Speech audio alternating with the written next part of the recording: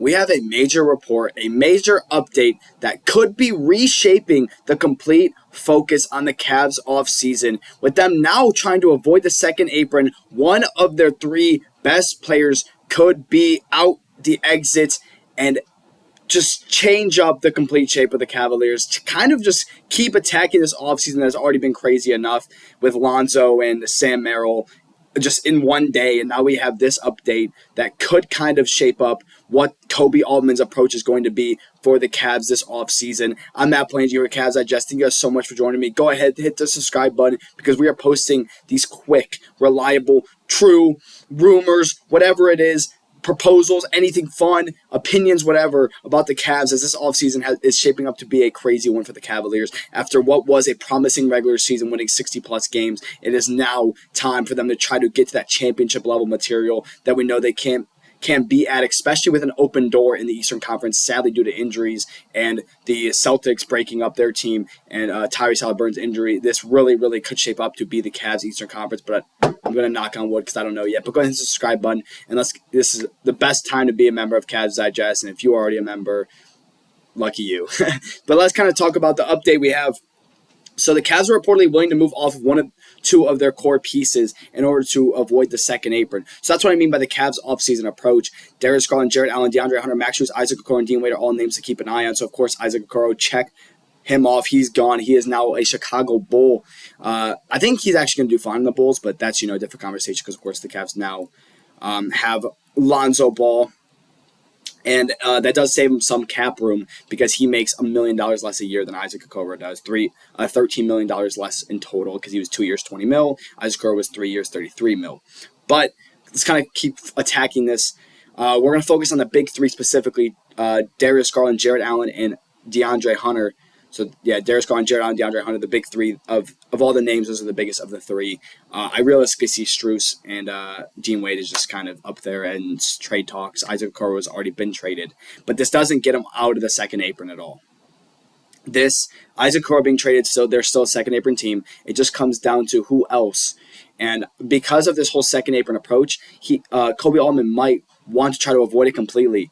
And there are some guys that I think could be on the watch list to go. Let's start off by talking about Jarrett Allen. Realistically, out of the three guys mentioned, I think that he might be in the biggest danger of losing a spot, but not specifically his spot on the team, more like a spot in the starting lineup. Things could stir up in any way, but we're going to talk about the report itself from Jake Weinbach before we kind of dive into Jarrett Allen. If Cleveland prefers to avoid the second apron next season, there's a strong likelihood that the Cavs would be willing to move off of one or two of their core pieces, such as Darius Garland, Jarrett Allen, DeAndre Hunter, or Max Strus, to shed salary off the books while still building a contender around Donovan Mitchell and Evan Mobley, which I think is the best approach. I think that we saw so much weakness from Donovan Mitchell and Jarrett Allen, so you should be willing to kind of look at what kind of approach you can go with to avoid the second apron and just continue to add on to your team. Of course, Jarrett Allen, a basically double-digit guy, 9.7 rebounds a game, 13.5 points per game on 70% field goal, doesn't shoot the ball at all.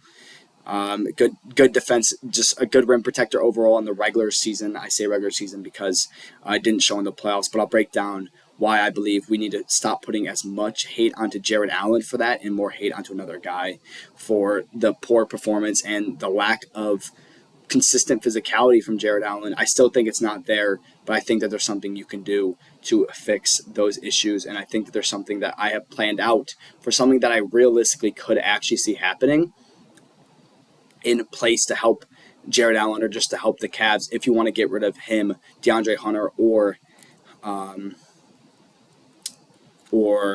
if you want to get rid of him, DeAndre Hunter, Jarrett Allen, Darius Garland, excuse me. Sorry about that, guys. So DeAndre Hunter I think is fine. I think I'm going to slightly tread over him. I don't really think that he is going to not be a Cavalier next year. They traded a good amount for him, for first-round picks, second-round picks. They traded, 3 seconds for him. And then Niang, Levert. I think realistically, DeAndre Hunter should remain a Cavalier. Let's kind of dive into his stats, what he did. 17 points. Oh, my goodness. 17 points a game, 1 assist per game, 47 from the field goal, and 40% from three. DeAndre Hunter, just a phenomenal season for him as the Cavaliers. I realistically see this guy taking Max Strus' starting spot. I don't think that this guy will be shipped off anywhere, as the Cavs paid a pretty price to acquire DeAndre Hunter, it seems likely that he would just remain a Cavalier going into next season, a 40% three-point shooter, a guy that's able to create a shot, and just an overall good player. I see a world in which DeAndre Hunter remains a Cavalier. So again, now we're going to just kind of tread over Jarrett Allen and what he does bring to the table. So, of course, I believe he is the Cavs' best rebounder just based on statistics and the fact that he is the most consistent guy boxing out and getting down to the rim to rebound. He is a post scorer. That's where most of his offense comes from, or just simple pick and roll. He's not a crafty offensive scorer in any way. He is simply a post guy and a guy that's able to get putbacks and a guy that's able to get some pick and rolls. There's an and one from him to end the clip. But I do genuinely like Jarrett Allen's game, and I just really wish I got to see it in the playoffs, be at that top level that we could see him at. But I think there's something that we need to focus on more, and it's Darius Garland. I think Darius Garland, I see a realistic world in which Darius Garland is not a Cavalier next season. I am going to make a video on Ty Jerome, so I'm not going to dive too much into it. But I see a world in which the Cavs ship off Darius Garland to add more depth to the big man position, and they run with Ty Jerome and Lonzo Ball at point guard, and then Craig Porter and Tyrese Proctor if he gets that kind of playing time. I'm being completely serious. I see this being, I really do see this being a realistic approach for the Cavs, where they get rid of Darius Garland's contract. So now I'm going to kind of talk about what I said when I said that there's a bigger issue that might not be Jarrett Allen's physicality. I am going to try to break this down as clear as possible. I truly believe that as a center, when you have to play a lot of help defense, him and Mobley, and there is not a backup center, you are going to be fatigued and it's going to be hard to be physical throughout a game. When Darius Garland is letting guys blow by him and Jarrett and Mobley isn't able to pick up, Jarrett Allen has to pick up, then crash back down for the glass, because Jarrett Allen is realistically the only consistently great rebounder on the team. I do think that Mobley can rebound, but Jarrett Allen is the true rebounder for the team. So if Jarrett Allen has to pick up on defense, then go to play help defense all game long, and you don't have a backup center to relieve him of time, I think that's going to tire him on. That's why that his physicals just are not there throughout a full game. Because if you honestly watch the Cavs, Jarrett Allen isn't soft from the jump, but when he's getting pushed at and bodied from the whole game, and it's hard to relieve him, and then he has to go crash, he has to pick up help defense. But I will say, that's not an excuse because he's an NBA center. But I will say, most NBA centers that have to do that at that level have a backup or are just the best player in the league, like Jokic and Embiid. And even Jokic isn't the most consistently physical guy when he plays post defense. He's just the best offensive player we've ever seen at this point. And Joel Embiid is actually like just a good rim protector, a 7-footer, but they've always had a backup center pretty much to help him out. And even at that, it's Joel Embiid. Jarrett Allen is a starting center. He's not an MVP level center. You need a backup to help this guy, because if you want to see 4 quarters of physicality from Jarrett Allen, you're not going to get that. And that's what I wish Jarrett Allen could give, and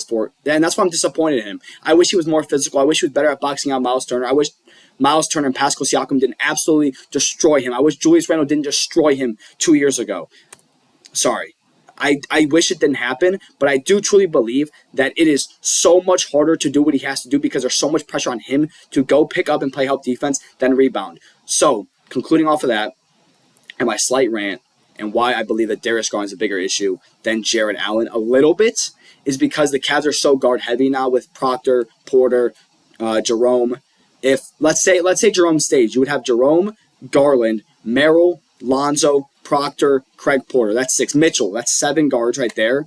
And then you probably Proctor, G League, Craig Porter, maybe G League. I don't know, that's 5 still. If you lose Jerome, then you have 6 guys, with Proctor being a G League guy basically. But you have to approach the fact that you might see, and I can see a realistic approach where Darius Garland is gone, and they spend less than Darius Garland to re-sign Ty Jerome and let Ty Jerome, Proctor, Porter, and Lonzo be the point guards. Well, Proctor can also play the 2, but you can see that approach with a guy like Herb Jones and the guy guarding him, Domantas Sabonis, joining the Cavaliers to help down low and help defense.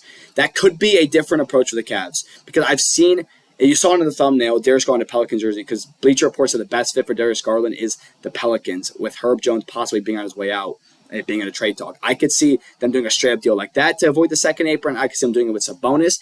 In some world, I could see the Cavs getting rid of Garland and letting Ty Jerome be their starting point guard. Now, based on the facts we know, it seems way more likely that Jerome will just not be a Cav. Garland will be the starting point guard. Mitchell, Hunter, Mobley, Allen, and they must just pick up a backup center, which I will also make a video on that. So stay tuned for those. Hit that subscribe button to see that. But I could also see an approach where Jerome stays, Lonzo is the backup or the starter, and Jerome is the other one, and Darius Garland is shipped out of Cleveland.